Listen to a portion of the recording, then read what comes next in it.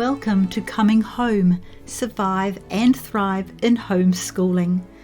Can I ask you please to take a moment to subscribe to my channel if you haven't already and to click that like button. This week, the wow factor. 3 years into our homeschooling, my sister-in-law visited us for a week. She took our children out for a walk, one at a time, to get to know them better. And after a few days of being with us, she commented with an excited smile, "Your children still have the wow factor." As a teacher of 10 to 12-year-olds, she knew too well they have usually lost it by this age. She had seen what could happen if children were allowed to and encouraged to continue with the fascination of life so often observed in little children. We hadn't considered it an effect of home educating our 5 children, but her pointing it out caused us to realize the importance of keeping that spark alive. From that day forward, we deliberately encouraged the wow factor, and it became as much a part of our life as reading and writing was. The wow factor is an uninterrupted, excited and curious interest in the world around a child. It is usually reduced or snuffed out early in school years, either by peers, older siblings, teachers, and sometimes parents. We know from research that children will stop certain behaviours when peer pressure is the common environment. If it's no longer cool to be excited by the rain, jump for joy, or watch an insect, then the child will stop.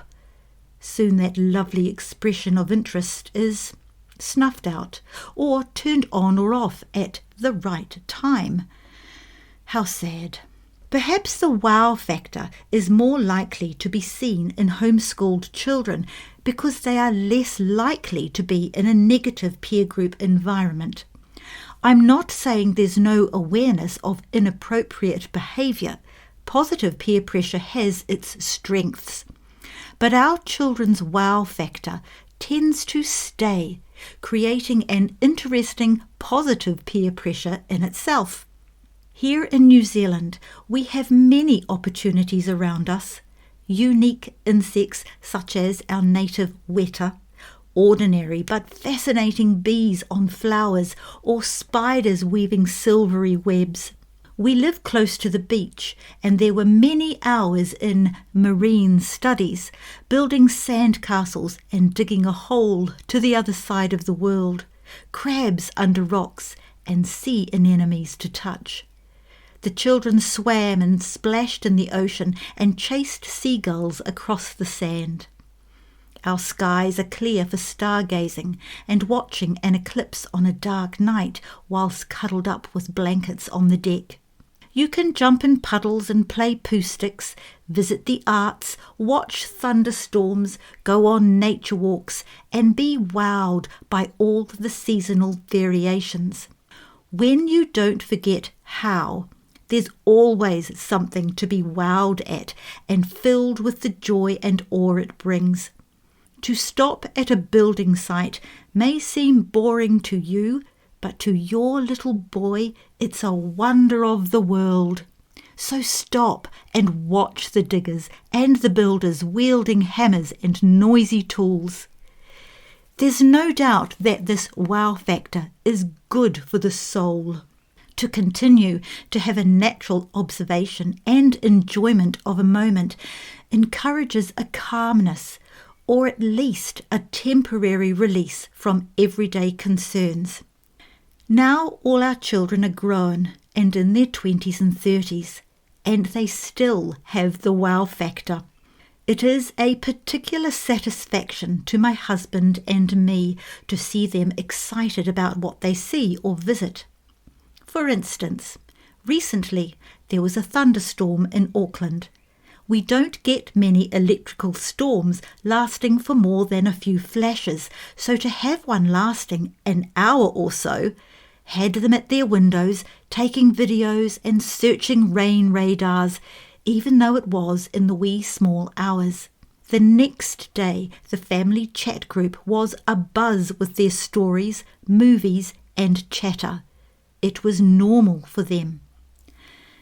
Another example is a recent walk through a thermal active area in Rotorua on our volcanic plateau. It abounds in mineral lakes and ponds, steam coming from boiling mud puddles, rocks, and tall cliff tops like a chimney. The shades of green in the streams caused by minerals and little geysers are incredible to see. 2 of our adult children were with us and again naturally entered into next level observation, discussion, and the wow factor was there. Most people are impressed by a park such as this, but this is a deeper curiosity and appreciation of what they were seeing.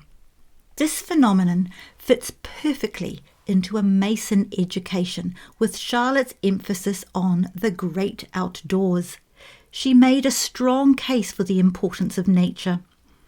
Seeing this outcome in our family from young children who carried their wow factor into adulthood confirms her constant awareness and imparting to us the beauty and wonder of God's world. Allowing this world as our classroom can bless you and your children beyond what you hope for. Charlotte knew the value of the wow factor, and I think that term would make her smile. There is a ripple effect into adulthood, which can include an active pursuit of ideas into business, joy awareness, a deeper appreciation of the arts, a knowledge of God, and a love of people. When I see some of their peers, I see what could have been had we not understood the God-given wow factor in their lives. There was an unexpected bonus. I rediscovered the wow factor, long buried since early childhood. It has been one of the unexpected blessings of our homeschooling years, and I am grateful. Understanding the power of the wow factor in your child's life also leads into learning how to think, not what to think, a strategic goal of Mason education. Whilst this can be done without a sense of wonder in the world, it's a natural outcome for children, uninhibited in their wondrous observations. Being excited over a thunderstorm leads to asking questions about electricity, sound, dimensions, and what the ancients understood it to mean. It's normal for this to become a self-initiated foray into reading, asking more questions, conducting experiments, writing a story, learning myths and legends, and advanced physics. Before your eyes, your children are learning how to think, and you're watching them as they do it. They will not know the boredom and irrelevance of a tedious textbook telling them what to think, what to memorize for a test, and more often than not, promptly forget. Learning how to think doesn't even feel like learning, but it is.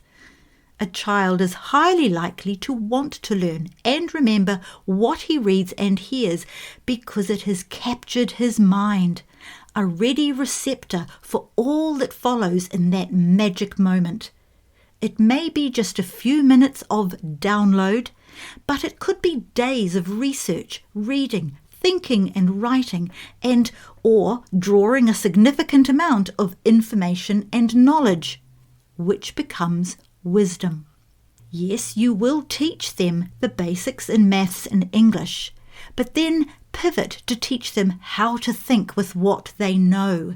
You will be building on a firm foundation of strong basics and will watch them grow in confidence as they learn how to navigate life, knowing how. This is one of the grand purposes in homeschooling. Knowing how to think includes questioning a majority decision, leading your life instead of what others expect, and thinking carefully about readily accepted statements such as safe and effective. In short, it equips your child to grow into a responsible adult who will know how to think and not what to think.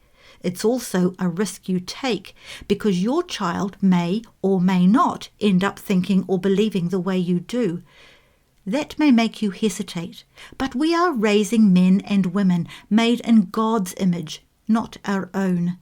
It's worth that risk. What a responsibility we have, and what a privilege it is. To include the wow factor in your home education lifestyle, alongside the vital goal of teaching them how to think and not what to think, is to raise young adults, thus blessing themselves and all those around them.